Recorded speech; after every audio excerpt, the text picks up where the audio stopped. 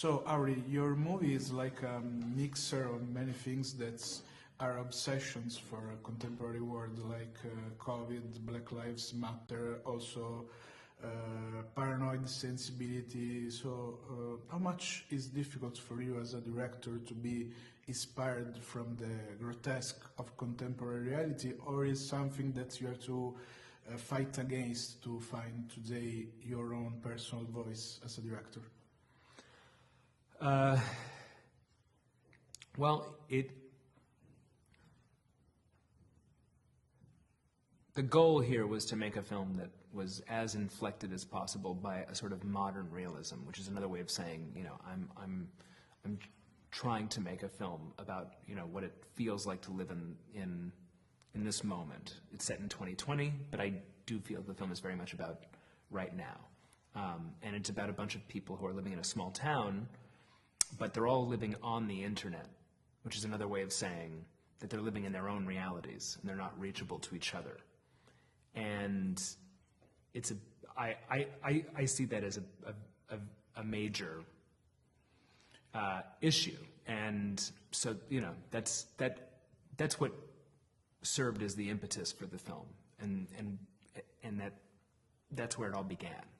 And yeah, have you been inspired from something in particular? The film is also set in your own state in New Mexico, so some characters that you knew in your childhood, or some specific also topics that you lived in your own personal country. Yes, some characters are based on people I know. Some people are kind of based on multiple different people, sometimes public figures. I did a lot of research while I was writing the film. I drove around New Mexico, went to different small towns that I didn't know, spoke to sheriffs, police chiefs, mayors, public officials. I went to pueblos, and I just sort of did a lot of research. And there were a lot of people that I met that I found really interesting, and they found their way into the film as well. So it's not so much based on people from my childhood, but I did a lot of work to make sure that it felt true to the region, because the Southwest is a very specific place. It's not like the rest of the country. Every part of the country is different, but the Southwest is a very specific place. And how did you work with Joaquin Phoenix? Was it a different type of work after Bo is Afraid in building this character, as another time a particular use also of body that is an important key to the movie? The body of Joaquin Phoenix also is irony, is grotesque. So you're asking about your work with Joaquin Phoenix on the body of the actor, also on the grotesque that he had to represent with this character, with this body. Well, we don't really speak about characters in terms of whether they're grotesque or not. If anything, the challenge is, how do you humanize everybody? And so, with Joaquin, we were just interested in getting to the heart of the character and who he really is, and what are his desires, what are his fears, and making sure that he's not just a cartoon.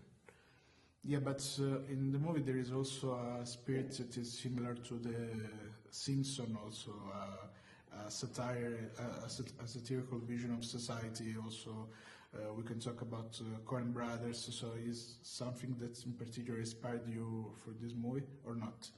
Also about cartoons or black comedies.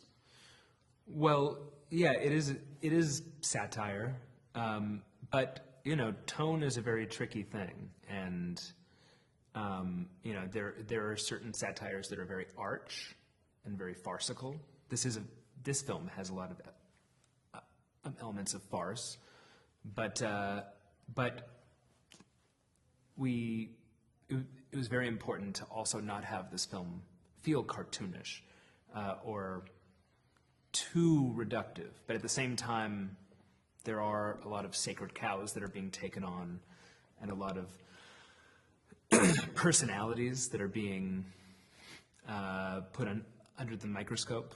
And in some cases, the challenge was to take certain people that I might be more judgmental towards and find a way to see the humanity in them and be more generous towards them than I might ordinarily be, because I want to understand them.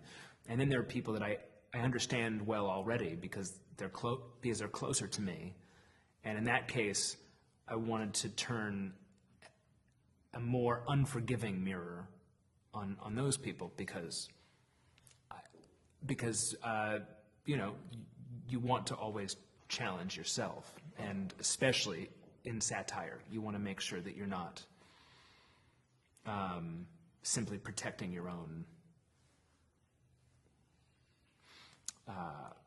biases